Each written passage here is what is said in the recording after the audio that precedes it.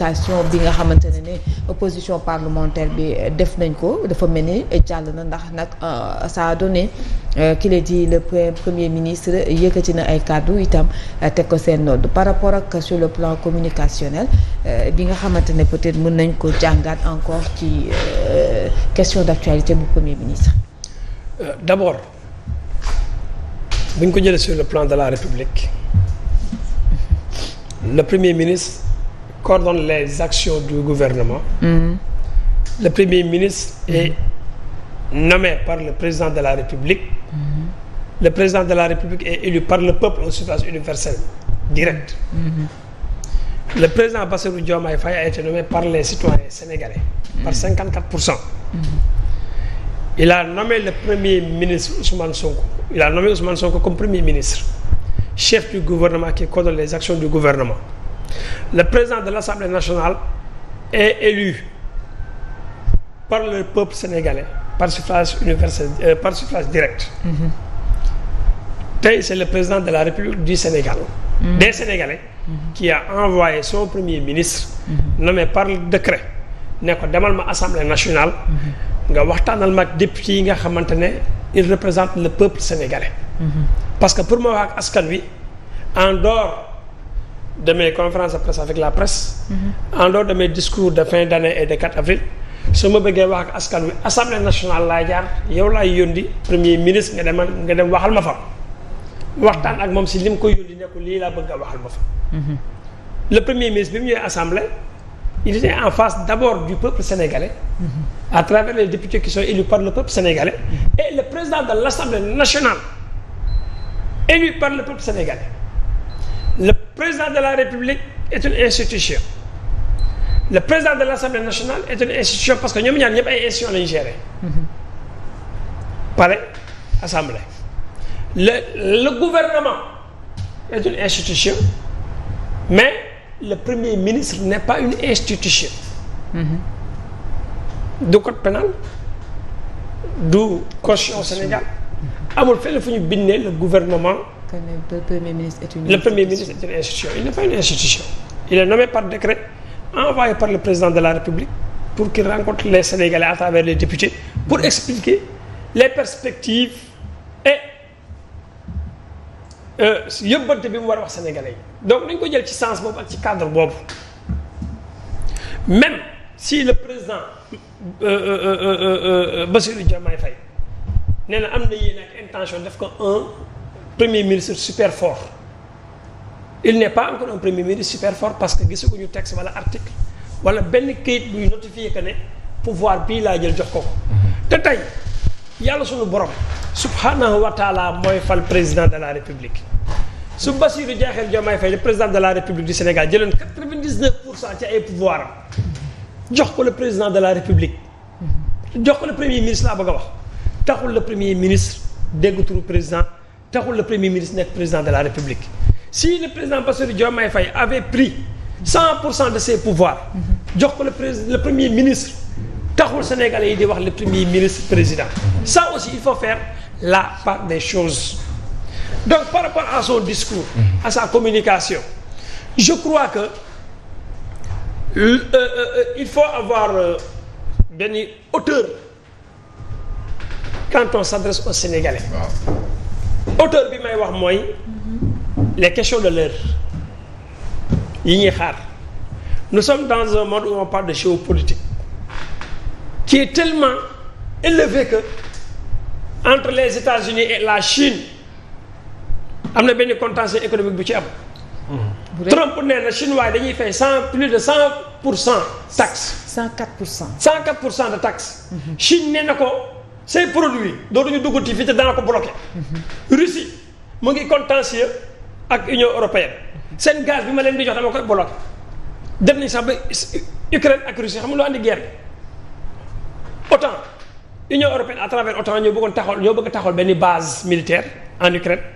Russie ne ko du ma ci nangu du ma ci dal tey géopolitique boobu nga xam ne sur le plan international moo yëngal àddina dëkk bu ne di jéem a positionné wu même les petits pays dont nous sommes ñu ngi jéemut buntu bu ñu positionné woo le Rwanda l'Afrique du Sud le Nigeria ba ci le Kenya ba ci Éthiopie mu ngi utiliser première flotte aéronautique de l'Afrique pour imposer wu dans les grands.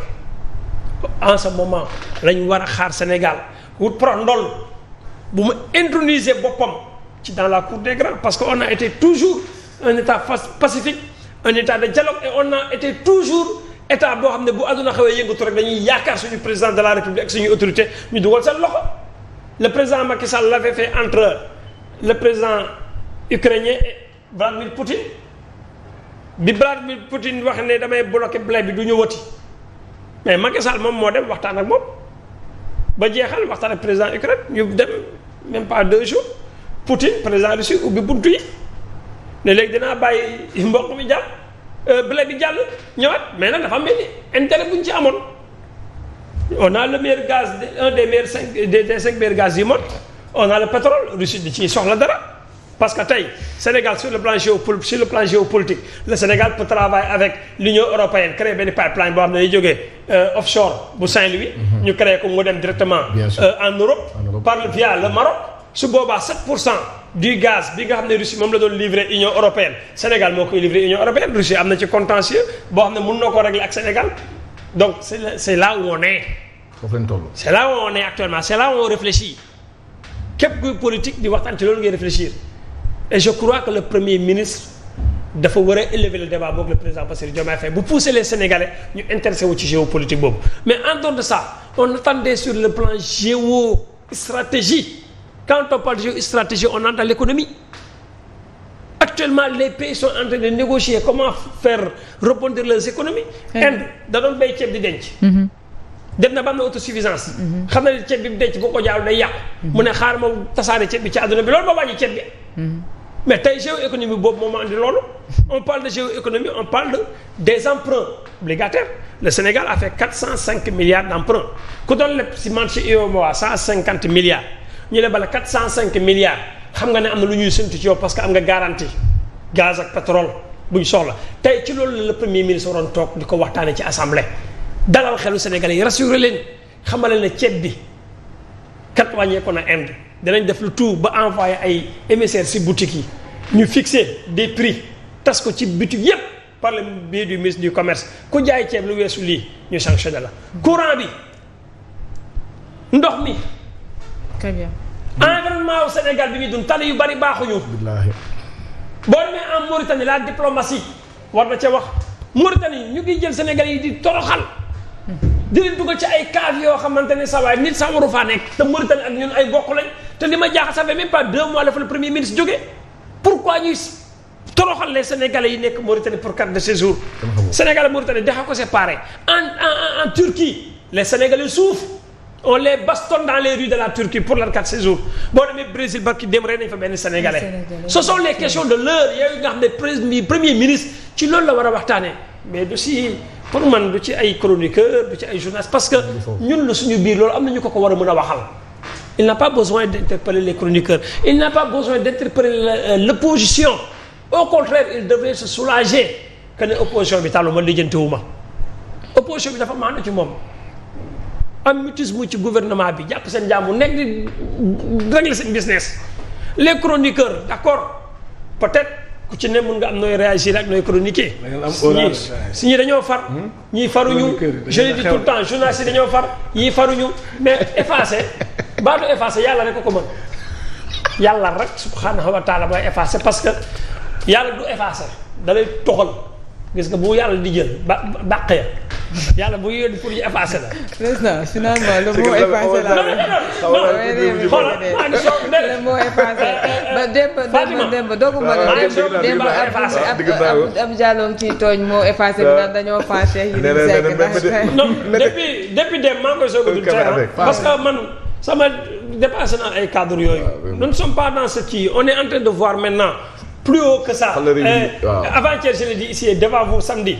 J'ai dit que tey le gouvernement war nañoo créer environnement bi tax tey plateau télé yeeg rajo yi ñuy waxtaanee le niveau du débat mu élevé à travers l'économie mais les U17 Sénégal Coupe d'Afrique dañ ko perte le sport est en panne la culture est en panne la jeunesse est désorientée où est le ministre de la culture. Très bien, merci beaucoup.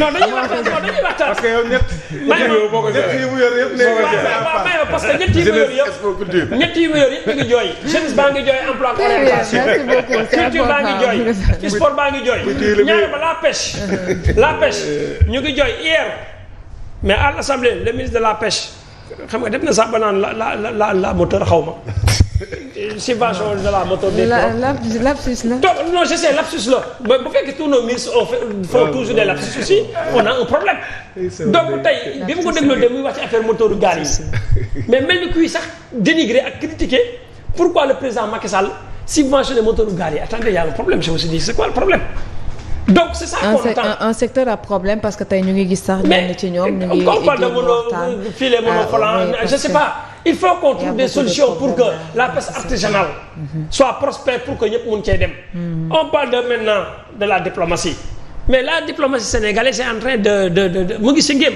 et à terre presque à terre elle est malade tellement malade que notre ministre des affaires étrangères peine même à s'exprimer peine même à relever le niveau de la diplomatie du Sénégal. jaajëf et je crois que si loolu. voilà je crois que ci loolu ñu war a waxtaan et que. ci loolu sax la ñuy waxtaan. moo tax par rapport à ces propos. bon man du ma si débat. xam nga lu tax parce que débat boobu mënuñoo amal njariñ. débat bi ñu amal njariñ mooy tey. Lamine Gueye wax na ko.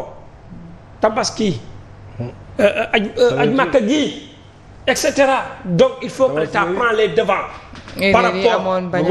par rapport à la vie sociale li amoon Makka daaw. nañ si def communication ñoo xam ne xew les 405 milliards.